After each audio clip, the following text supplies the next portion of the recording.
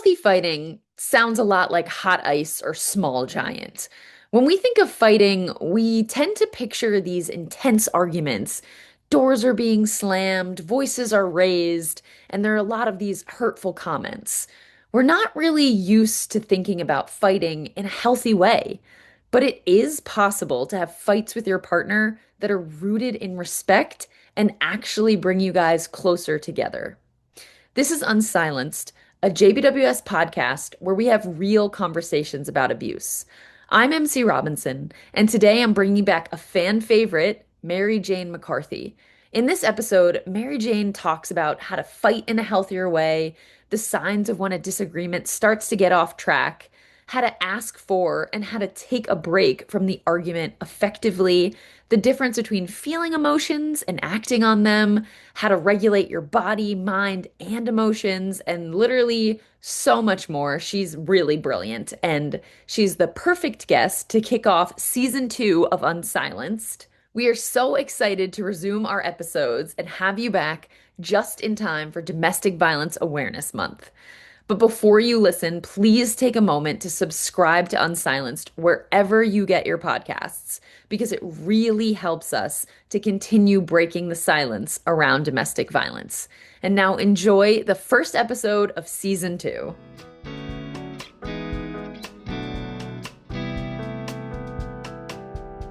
So today we're talking about healthy fighting, which I think can sometimes sound oxymoronic to people. It's like, can you really fight healthy?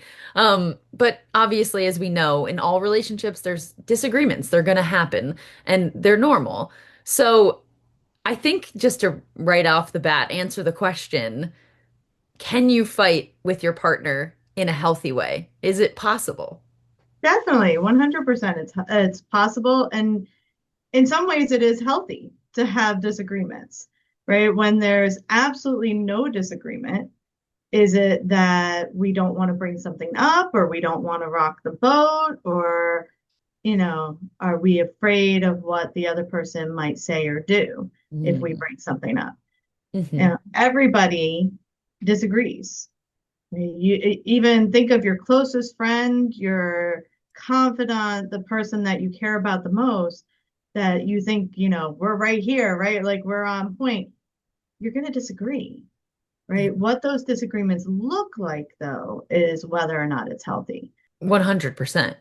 What does it mean if you can disagree in a healthy way? Because you said sometimes having no disagreements might indicate that there's a problem. So if you do have some disagreements, does that indicate a willingness to talk, or what does it kind of indicate? If you have disagreements, what it's showing is that I'm comfortable with you. I can say to you, hey, I don't like how this is going, or I don't agree with this decision that was made, or I wish we were going in a different direction, or I'm not sure what's going on here. It's saying to my partner, I care enough about you to want to be in sync with you. And something isn't sitting right with me, whether it's that I think we're not in sync, or that, I don't want to do this thing, or whatever it is. And then I want to work on this with you, Hmm. right? Because if we don't have that disagreement, if we don't talk it out, we're either figuring it out on our own, Hmm. or we're hiding how we truly feel about something. And so it's important to have those conversations. And that's how we get deeper intimacy with somebody, is not only when we agree, but when we disagree, we do it with respect, and we do it with caring and understanding and wanting to come together, Hmm.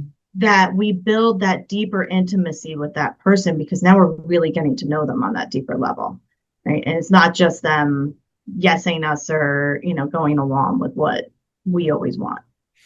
Yeah, and I think this is interesting because I think most people view fighting, like if you see it on like TikTok or Reddit, fights are like these blow ups and huge problems that you're having. But I think what we're trying to do is also redefine like a fight isn't a disagreement. Like, it's not necessarily like what are the parameters that we're talking about in the context of fighting? Because that I think in general, that word has a negative connotation because they do see these like over the top fights. Yeah, yeah. And a lot of people, when you say the word fighting, right, that's what we think of. We think of yelling, we think of Yeah. screaming, we think of, slamming doors and physical altercations and all of those things. Mm-hmm. And maybe that is fighting, right? We could say maybe disagreeing with our partner, or Yeah.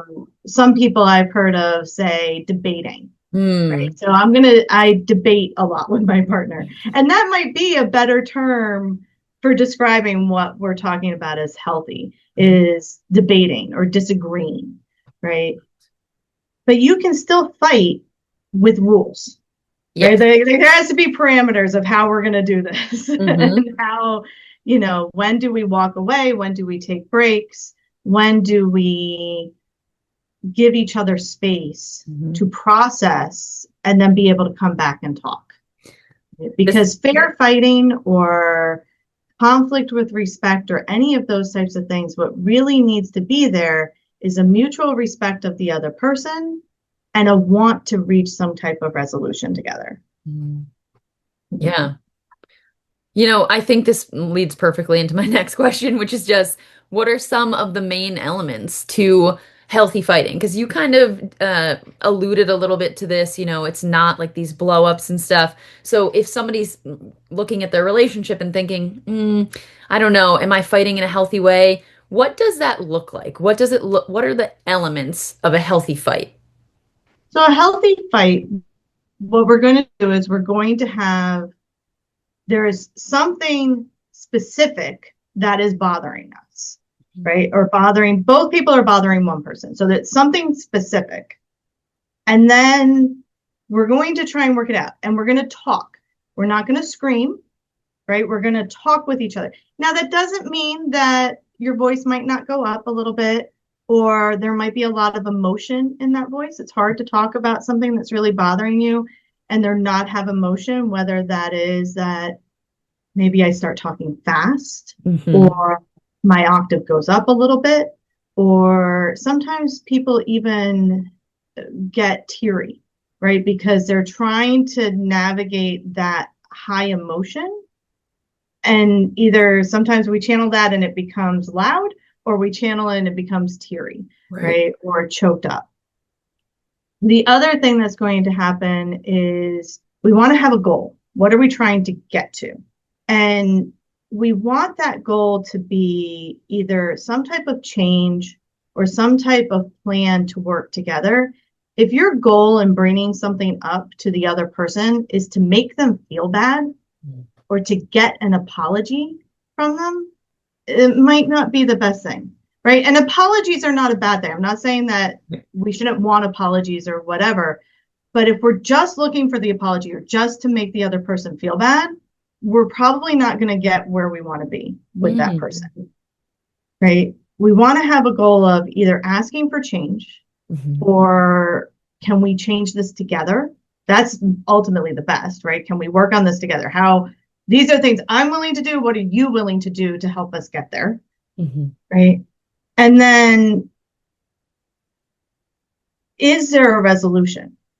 Right? Is there something that the person can change in this? So the simple example that I like to give sometimes is like, um, let's say my partner farts and burps a lot and it irritates the heck out of me. Is that something that they can actually change? Hmm. No. Probably not. Unless they go to a Maybe I could ask them gastroenterologist, to say, maybe. excuse me a little bit louder, Yeah. or, if you feel it coming on, could you go in the other room, Yeah. right? But that's their bodily internal Function. functioning, right? Like they can't change that. Right. But does my partner swear and curse at me a lot? Well, that is something that they can change, Mm. right? So I can say to them, hey, when you swear and curse when we're arguing, it makes me feel very scared Yeah. and uncomfortable. Could you try to not curse at me directly? I don't care if you curse in a conversation or whatever, but could you not curse at me? That really makes me uncomfortable. Mhm. Right? That's something that they could change. Right? And so that's something to bring up to them. Right? Right. Again, in that I'm not saying that they're a bad person for doing that. I'm not criticizing them. I'm not saying, hey, you're a jerk because you do this. I'm Mm, saying, this is a behavior that you have. It really makes me uncomfortable. It makes me feel this way. Right? It makes me feel anxious or nervous or brings up a lot of emotions for me. right. Can you help me out with that?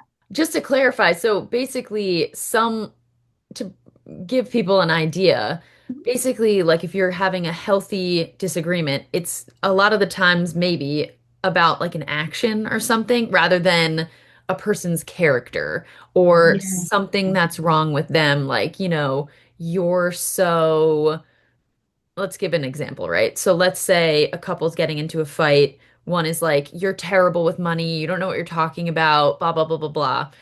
How how would they have a healthy disagreement about finances, them not being on the same page and then not critiquing the person, but maybe bringing up the action?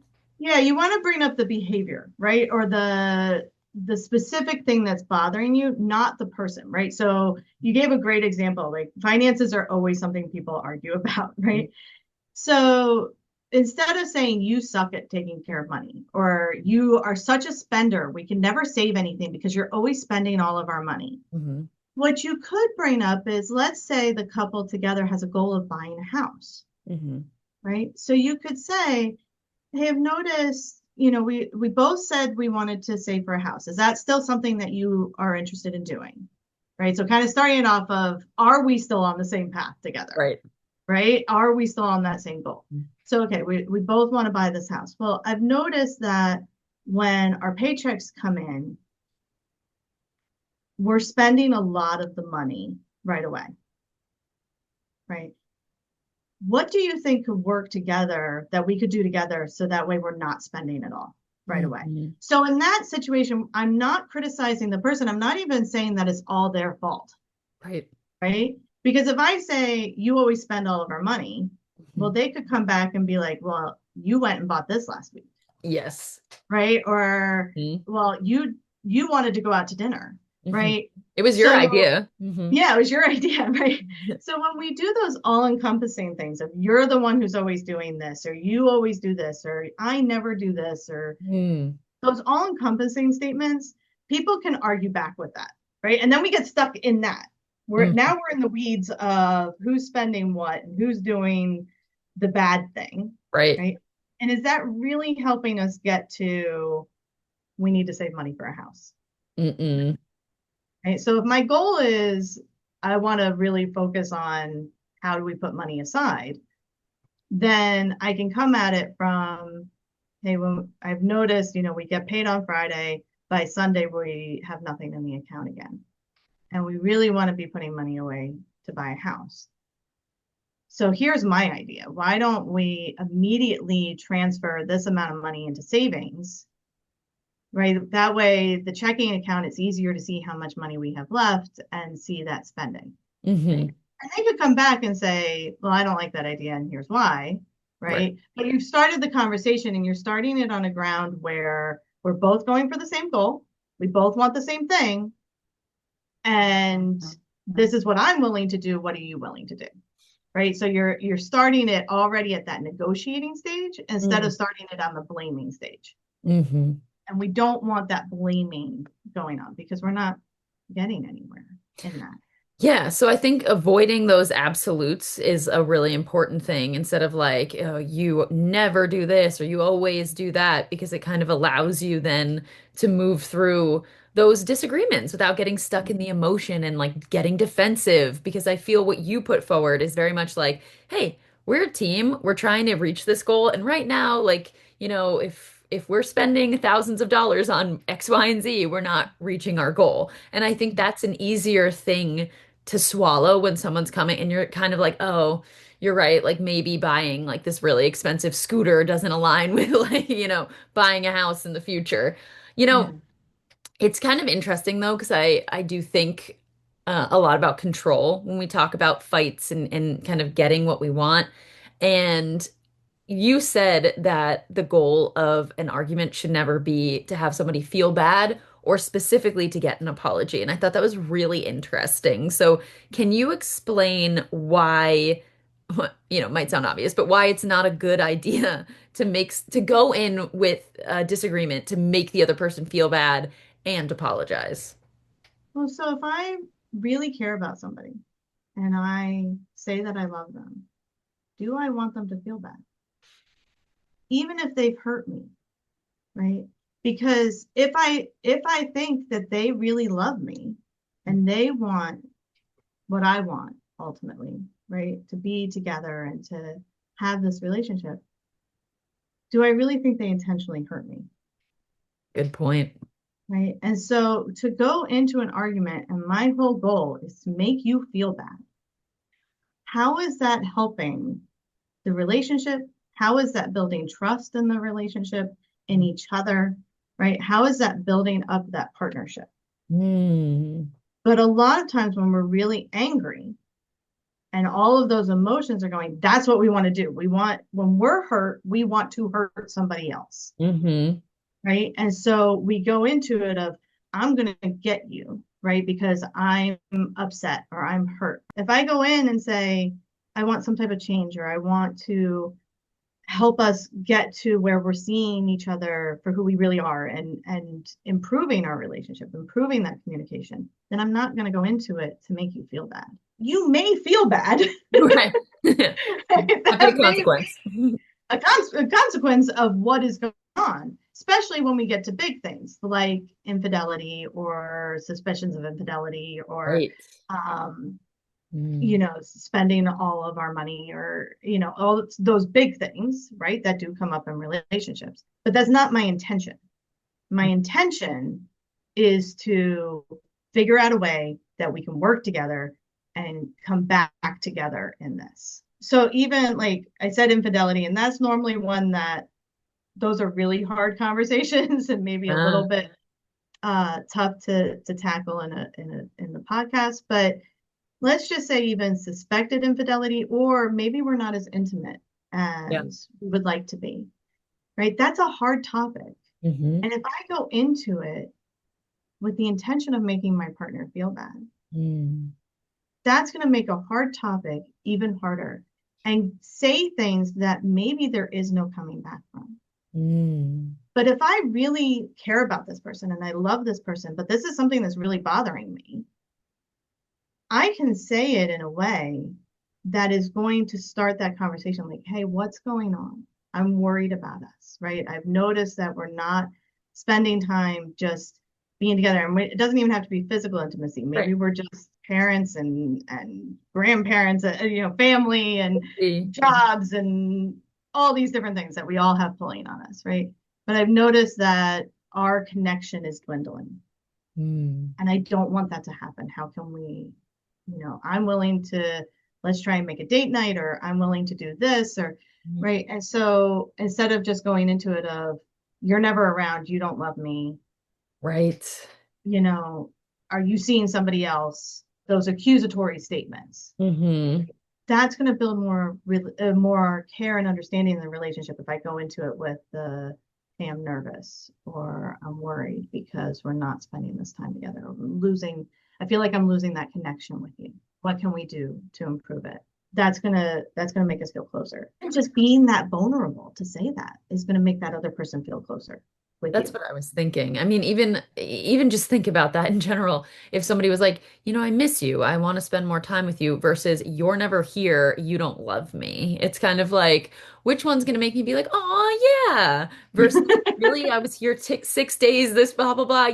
And I think it's just like almost like priming you to have a bad response. If somebody kind Yeah, of says like this is how you feel, or this is, it's almost like a critique on your behavior rather than like, hey, this is a need that like I'm lacking right now and can we solve it together? And I always really like how you approach these conversations, because a while back we had a conversation about when people disagree and your goal is to be the winner of the argument. Well, then you were like, okay, and what does that make your partner? And that makes them the loser. And I thought, it was so powerful that you were like, why do you want anyone you love to feel like a loser? And I was yeah, like, ooh, yeah, Socrates over here, fantastic. But I think just summarizing what you were saying, so some of like the core elements of a healthy disagreement or basically there's no absolutes. So you're not saying you always do this or you never do that. It's kind of action specific. You have like a unified front and you have a lot of respect for each other. And I think, this leads into another perfect thing. We have all the best intentions in the world, starting a disagreement, and then inevitably we're human beings, right? Like Yep. you sometimes lose your way. Um, so what are the signs that maybe the disagreement is no longer keeping in the healthy category? So one is, are we starting to get angry, right? Is that anger starting to build? So one of the key things, like we talk a lot about, is when you're starting these conversations, try to sit down. Mm, So, can we sit down at the table and talk about something real quick? Or can we sit in the living room? If you notice, if you start off sitting and now we're standing, good time to take a break, right. right? Because a lot of times when things get heated, what we naturally do is we stand up as humans, right? So we make ourselves bigger. If we're noticing that voices are getting really raised, if we're interrupting a lot, when we're interrupting, we're no longer listening to what the other person is saying. We just care about getting our point out. So Hmm. if we're noticing we're starting to interrupt a lot, take a break. The other thing is, I'm saying this, take a break, take a break. Breaks are good.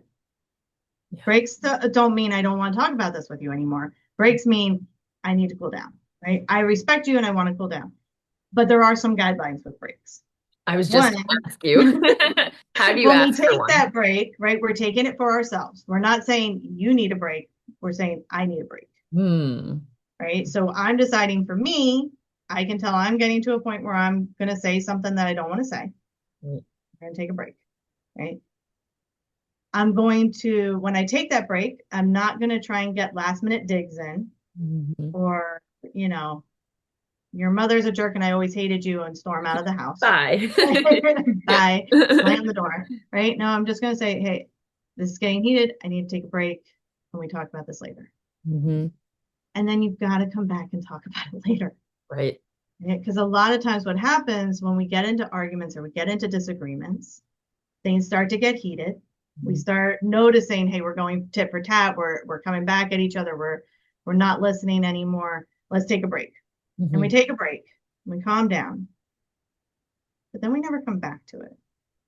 So then the next time we get in an argument or a disagreement, then we start bringing up the stuff from the past that never got resolved, Hmm. right? And that's how those arguments go from, I'm feeling overwhelmed or the kitchen's a mess and I can't get it all cleaned up to I never loved you, you're awful, you know, everything's a mess, we need to get divorced, right? Like that's how those arguments go like that because we never resolve the old ones. Hmm. We're just piling on and piling on and piling on.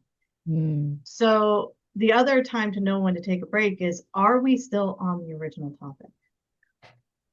Right? Are we still arguing over the budget?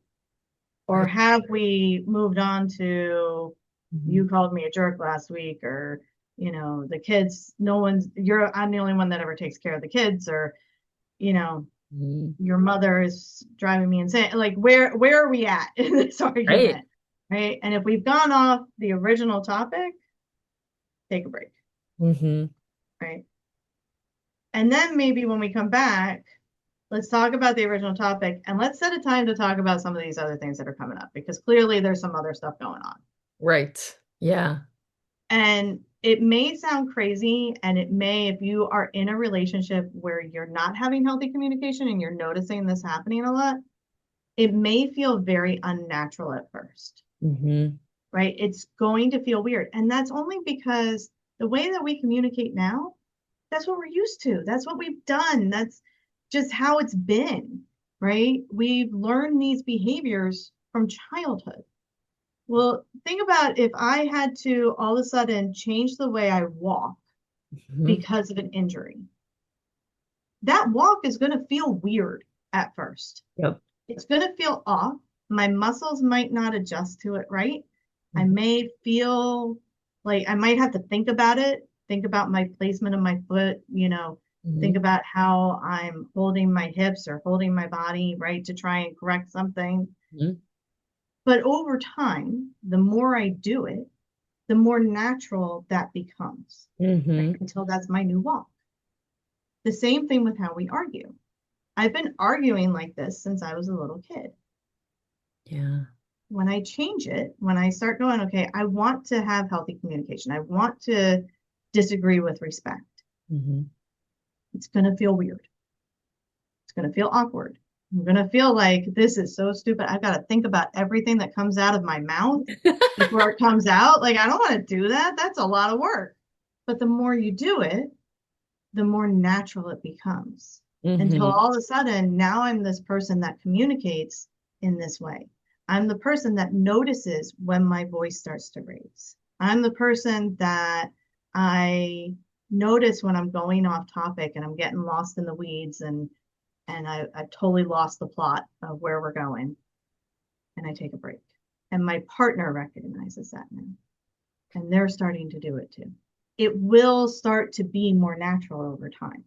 In Yeah. the beginning, and when people first hear this, they're going to be like, yeah, where's that? Like she's That's crazy. crazy. I can't do that. Little steps, Yeah. steps.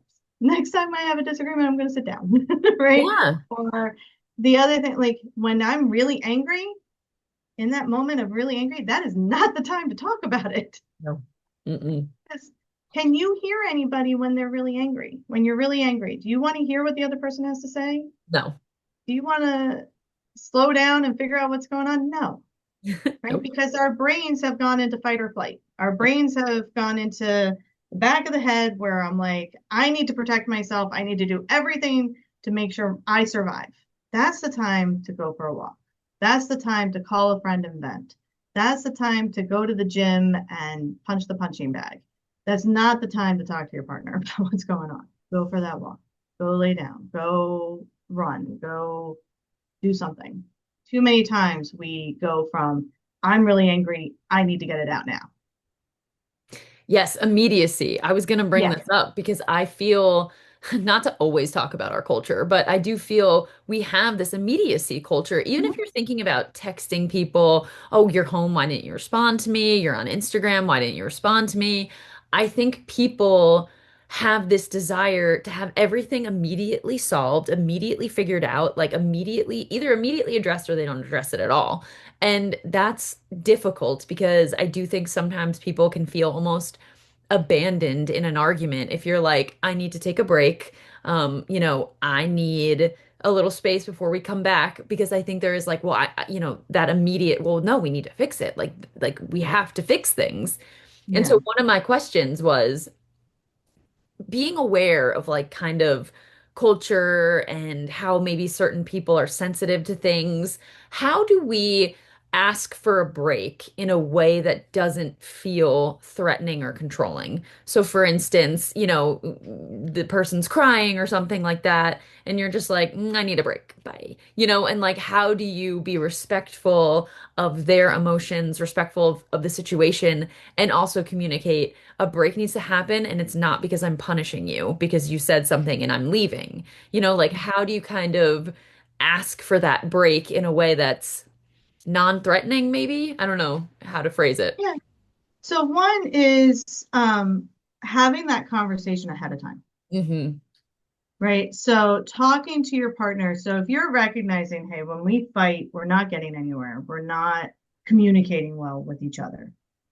Let's try this. Let's try timeout. So we call them timeouts at JCMV or Right. Jersey Center for Nonviolence. You can call it whatever you want. We call it timeouts. Let's try this, right? So we're going to talk about it. What does that mean? What does it look like if we're going to use timeouts? So timeouts look like we're going to have this conversation. We're going to plan for it. We're going to have a code word. A lot of our people use the word timeout, right? But you can use anything. I had one person at one point that used the word asparagus because both him and his partner thought that that word sounded funny. So I it kind love of cut the that. tension, right? I'll even admit my husband and I, we used to joke around. We would used to say quinoa for different things, like when we were stressed out, because again, we thought the word sounded funny, Yeah. right? So it kind of cuts that tension, right? So you're going to have a code word. That means I need a break. What that break means is that it doesn't mean I don't love you, doesn't mean I don't care about you, doesn't mean I don't care about this situation. What it means is I can tell I'm getting to a point where I am not going to respond with respect. Mm-hmm. And I respect you too much to do that. So I'm going to take a break. I'm going to go for a walk. I'm going to go for a run. I'm going to go to a trusted friend's house, right? So have like a plan. What am I going to do in that timeout?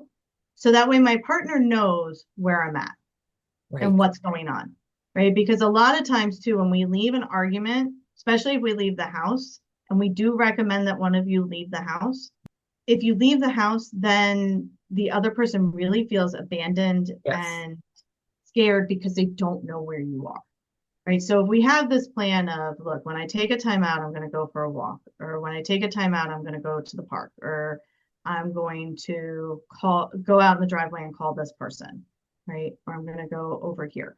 Whatever it is, there's a plan. That plan can be adjustable. This is when we do say text messaging is okay, right? Like, hey, I went here, right? Just to let the person know. Again, communicating that respect of Yeah. what's going on. If there's kids in the home that need childcare, maybe it's every other time taking turns of who is the one that leaves so Mhm. that it also doesn't feel like we're always dumping the kids and Right. the responsibility of the house onto one person. So, okay, in this timeout, I'm going to leave. The next one, you're going to leave, right? Like we're going to take turns, Hmm. right? Or, yeah, I'm going to leave, but I'm timeout. I'm going to take the kids to the park, let them play on the playground. Let me get some fresh air and then I'll come back. Right. So that way we're not always dumping all the responsibility on Yeah. them. And just taking off. Yeah. Yeah. And then how long am I going to be gone? What do I need to cool down? And then when you come back, there's a conversation of, okay, I'm feeling better. You're feeling better. Do we want to talk about this now?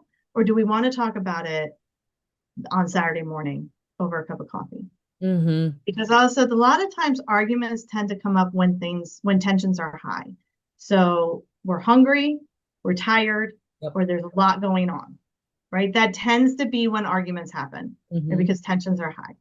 So it's late, we still need to get the kids fed, or we need to eat. I know I get hangry, right? Like we Me need too. food. Let's talk about this Saturday morning. Let's go out for a cup of coffee and have a conversation about it. And so then you're not leaving the other person hanging. They know that we're gonna talk about it. We're gonna resolve it, but we're not gonna do it right now, right? Or they might say, no, I really want this is really weighing on me. Can we at least come up with a plan right now or something? Because that could be the other thing is like, right, let's not talk about it right now, but let's come up with a plan of how we're gonna talk about it, or let's break it down. So like the budget, that's a big one. That's not gonna get resolved in one conversation. Right. Right. So we're having arguments over the budget. We're spending too much. We're not saving. Maybe, let's come back and talk about it on Saturday. But when we come back and talk about it on Saturday, let's think of one or two things that maybe each of us could cut, Hmm. right? Or a plan to make extra money, right? Or whatever it is, right? Like let's come up with some of those ideas. So when we come together, we have somewhere to kind of go with that Yeah. conversation or a new timeline or whatever it is, right? So we have a place to go. So that might be one way to do it, right? So that's kind of the process of a timeout. We're talking about ahead of time, so we know we're going to do it. We have a plan for what we're going to Hmm. do it with respect. And then when we come back, we sit down and talk about it, or we make a plan to talk about it. But when that timed plan comes up, you got to do it. Yeah. The when Saturday morning rolls around, if we plan to go get a cup of coffee and talk this out, got to do it. Because otherwise, the timeout's not going to work. It'll Mm-mm. work one time. And then that's when you get people blocking the door, saying you're not going anywhere, taking the car keys away, whatever it is, right? Because no, every time you leave, that's it. We never talk about it. Right. Yeah. And you don't want to escalate that. Right. You don't want to escalate. The goal here, remember, always kind of keeping in mind the goal. What is my goal? Well, ultimately, my goal is the relationship, right? The goal is to make the relationship work and to have a partnership. Then my goal is to get this issue resolved. And so if I'm not coming back to it, then I've lost the point of the goal. I think one thing that this really brings up for me is that you said conflict with respect is really important. And I think some people have this belief of like, well, if I was wronged that bad, or if I'm not, I have a right to be as angry as I possibly can. Like they did X, Y, and Z, and I have a right to be furious and whatever. And I remember you brought up this really, really good story about asking people in a school, and you can kind of go into this if you want. I always ask this. So we go to schools and we talk to the students about healthy relationships and what a healthy relationship looks like. And one of the questions, so we get them in a group and we say, okay, go to this side of the room if you agree with the statement, go to this side of the room if you disagree, stay in the middle if you're unsure. And so one of the questions I ask is it okay to get extremely angry at your partner? And most of the time, everybody goes to the side of the room of disagree, Hmm. right? So that it's not okay to get extremely angry at your partner. Say, okay, why did we go over to this side of the room? What's coming to mind for you? Why'd you pick that? And a lot of times I get, well, you know, you're you're hitting or you're yelling or um, you're throwing things, right? And I'm like, okay, those are all behaviors, right? That's not the emotion. So throwing things, hitting people, punching walls, yelling, that's all behaviors Hmm. that a person might have when they're extremely angry. So extremely angry in itself is not bad. It's an emotion. Right. We all have an emotion and we're all entitled to the emotion that we are feeling. Nobody Hmm. can tell you you shouldn't be angry at that or you shouldn't feel the way that you feel, Hmm. right? You're allowed to feel however you feel in that moment. What you're not allowed to do or what you shouldn't do is the behaviors, right? We shouldn't call our partner names. We shouldn't start screaming at a person. If we're feeling extremely angry, and I'll admit I've been extremely angry at my partner. I don't know if you ever have, but I'm sure you probably Of course. have, right? Like I've been extremely angry at my parents. I've been extremely angry at my siblings. It happens, especially with people that we're close with. But we can do that and not want to hurt the other person, Hmm. right? Or scare them even, Or scare intimidate them. them. Yeah, or Yeah. intimidate them or belittle them or Hmm. make them comply to what we want, Right. right? Yes. Just because I'm angry doesn't mean that I'm entitled Hmm. to harm them in any way. Hmm. So when I'm feeling extremely angry, again, that might be that time to take that break and do the things that get rid of that anger, right? Because anger is a couple of different things. One, it's a protective. Hmm. Anger protects us. Anger is what gives us the energy to fight or run away when we need it, right? And so it's an important emotion, and it's good that we have it. But most of the time in today's society, we don't need to defend our lives. So we need to expel that anger in a way that's healthy. Mm. So there's kind of three things that come up with anger. We have physical energy, we have a lot of emotional energy, and we have a lot of mental energy going on, right? So we kind of need to dissipate all of that before we can start thinking logically Hmm. through the situation. So for the physical energy, that's when it's really good. Take a walk, go for a run. If you have a punching bag in the basement, go hit the punching bag in the basement, right? Or go to the gym, right? Spar with somebody, play sports. Right. All of those things are really good for getting that physical anger out, Hmm. right? That energy that builds up. Emotional and mental energy, those are the things that we can expel through having a trusted friend that we can talk to or vent to, or a trusted like advisor or therapist or anything like that, right? Minister, um, supervisor, anybody that in our lives that we trust that we can kind of vent to. Hmm. Or if we don't have that, or maybe that doesn't work, maybe we're not a verbal person, journaling can help. Painting or art helps people get that emotional and mental out, right? Yeah. sometimes doing a combination of things because the way that our brain works, when we think about something, when we write it, and when we say it, we process it differently, each different way, right? Mm. So just thinking it through, speaking it to somebody, and writing it down all make the brain kind of process through and do new neural pathways to kind of figure out the problem. Mhm. So it can help us see things in different ways, right? Also, if you have a trusted friend or a trusted advisor, they might listen, but then also kind of eject other points of view, Right. right? Because we get very blinded, especially in anger. We see it Mhm. our way and that's it, right? So having that person that we can bounce ideas off of can help us see it in different perspectives. Right. Then once we've done all that and we can see what's really bothering us and what's really going on, because the other part of anger is a mask.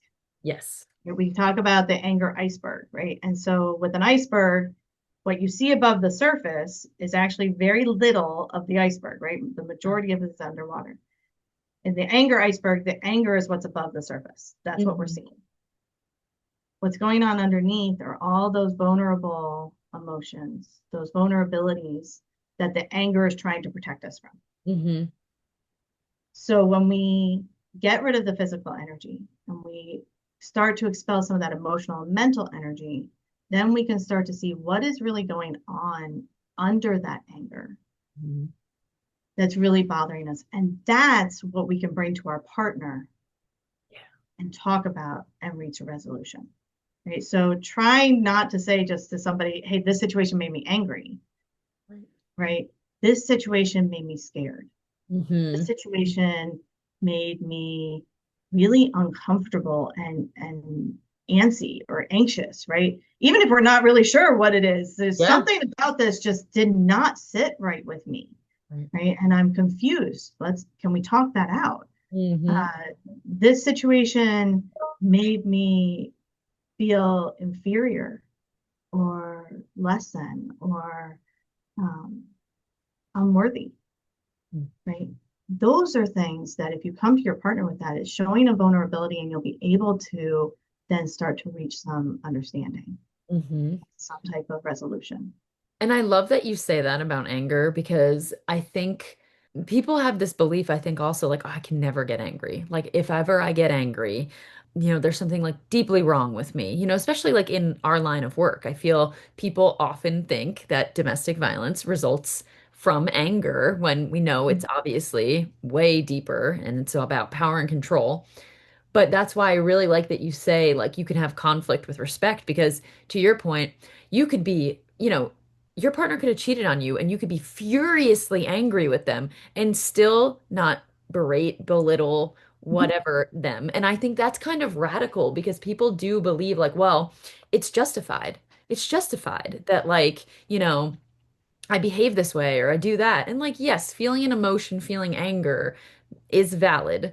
But there's a difference between emotion and action, and we are Yeah. in control of our actions. And I like that you kind of, instead of just being like, don't be angry, like, calm down, like, you gave some actual practical, because that is Yeah. like, I feel like it feels so overwhelming. It's like, okay, well, I'm furious and I have no recourse to feel better, but having actual actionable things of like, okay, like I need to move my body, like I need to stimulate my mind, I need to physically separate myself from you because the whole goal in this is to have healthier relationships because blowing up at your partner, maybe you're going to scare them. Even if you don't like take it to, you know, a physically abusive place, emotional abuse exists, And And so emotional you don't abuse want is so damaging. It is so damaging, yes. right?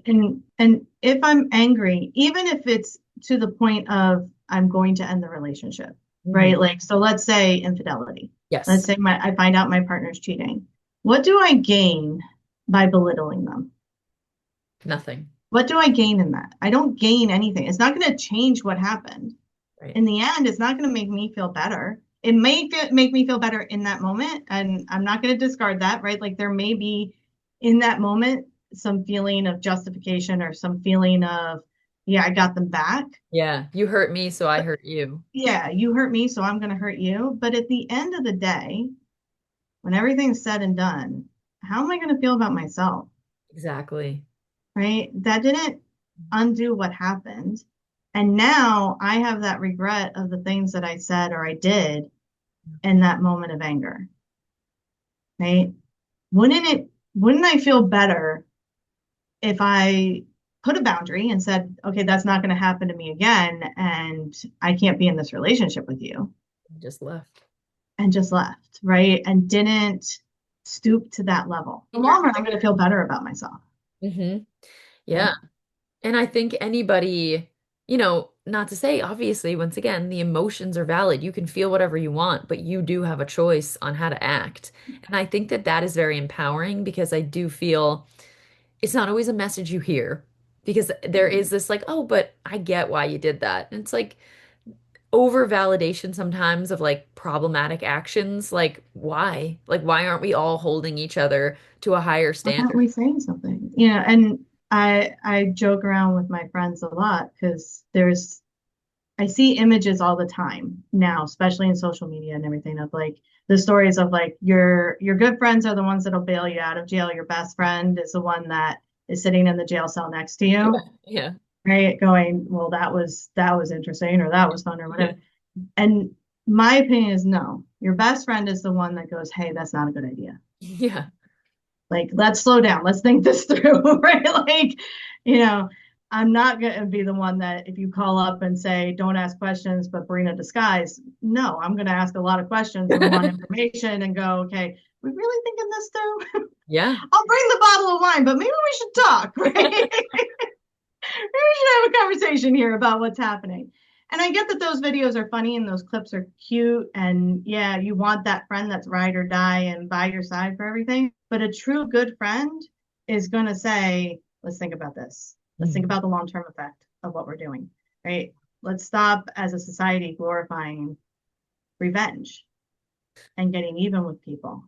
Oof. Let's start glorifying standing up for ourselves, but standing up for ourselves with respect and respect for ourselves and respect for other people, I right? love that. Because that's how we're going to move forward and be better people and teach our kids to be better people and Yeah. be able to have disagreements. We're all going to disagree. Yeah. You don't have to agree with everything I say, but you do have to respect me and I'll respect you, right? Yeah. I think that's powerful, particularly in such a divided world right now, to be able to disagree in all kinds of facets with respect, because it's not something that we see a lot. And I think, just to recap, some of those elements of an unhealthy disagreement are when you are kind of shaming and blaming, and you have the goal to make someone feel bad. And maybe there's those elevated, like very screaming, yelling voices and stuff like that. Are there any other signs of when it's maybe even become abusive? Because you have healthy, that's unhealthy, and then you have that's abusive. So when we're getting too abusive, remember that with abuse, we're always looking at the underlying power and control going on, Right. right? So in my actions, is my goal to control what the other person is doing, to make the decisions for the relationship, Right. right? Am I willing to listen to their point of view? Am I willing to negotiate? Am I willing to look at both sides? Mhm. And am I willing to look at my own actions in Mhm. this, right? Because in power and control, if I am the one trying to have power and control, Right. I'm not going to look at my own actions. Everything is the other person. It's or the other things around me, right? It's not me, it's everybody else. And I'm trying to control what everybody else is doing and what's happening. Or am I looking at it and going, okay, yeah, I'm doing these things. I'm willing to work on this. Hmm. Can you meet me halfway and work on these things? Right. Right? Can we figure out a way to come together in this thing, or is it my way or the highway? Hmm. Right? And that's where the control and the power comes in, right? Do I need to have final say in it? Or is my partner always the one that needs to have final say? Is Hmm. my partner blaming me for everything, not taking accountability, not willing to make any changes? Everything's falling on me to fix. And if everything's falling on me to fix, the Hmm. other person's in power and control. Yeah. Because again, we're talking about a partnership. Hmm. We should be both working on this. We Hmm. should be in this together.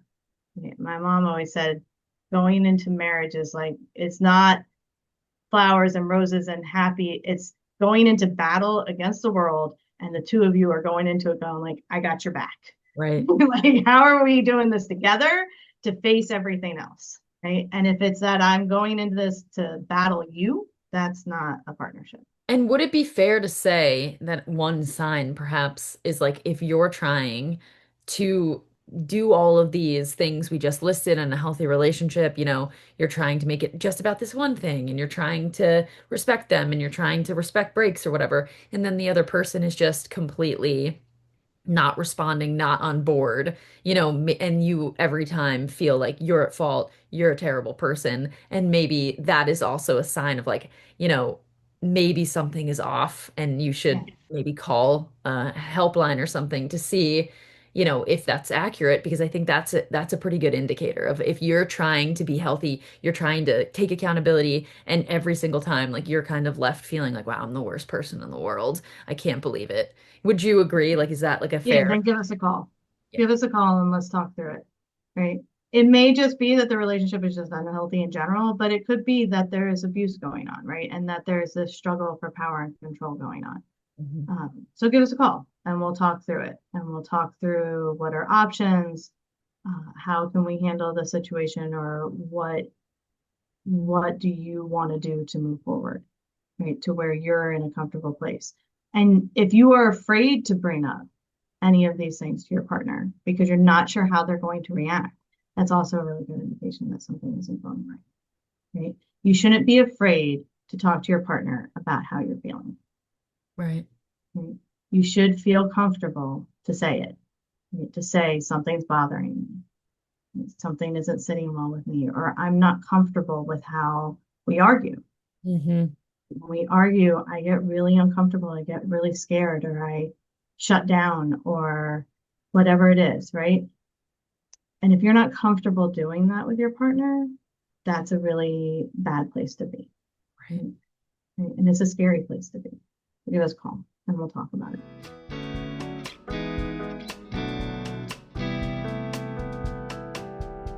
Thank you, Mary Jane, for coming on the podcast and talking about healthy fighting. If we can all learn to treat each other with respect and hold each other accountable when we get off track, then this world will be a whole lot kinder. Unsilenced will resume our bi-weekly release schedule, so please tune in next time because education is the first step in ending domestic violence. Thank you for listening to this episode of Unsilenced, Real Conversations About Abuse.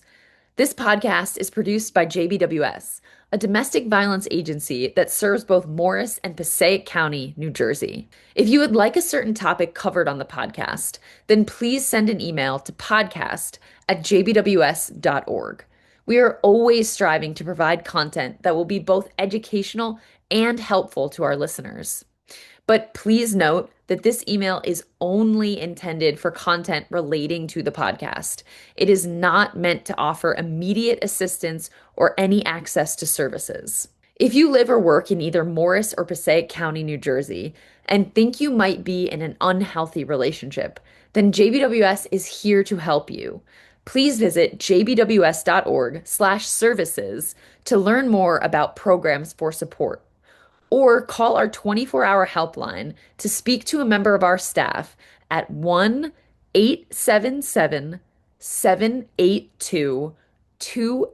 1-877-782-2873.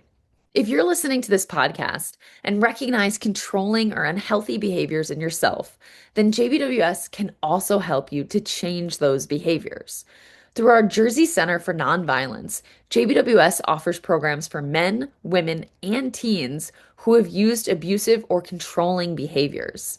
Please visit jbws.org/JCNV or call 973-539-7801 to learn how you can stop the cycle of violence. If you don't live in either Passaic or Morris County, then please call the National Domestic Violence Hotline at 1-800-799-7233. 833. Since domestic violence grows in silence, you are helping us break the stigma associated with domestic violence and supporting our efforts to unsilence those impacted by abuse. Please be sure to subscribe to Unsilenced Real Conversations About Abuse wherever you get your podcasts and follow JBWS on social media to get as many people talking about abuse as possible. Thank you so much for listening and helping us to break the silence around domestic violence.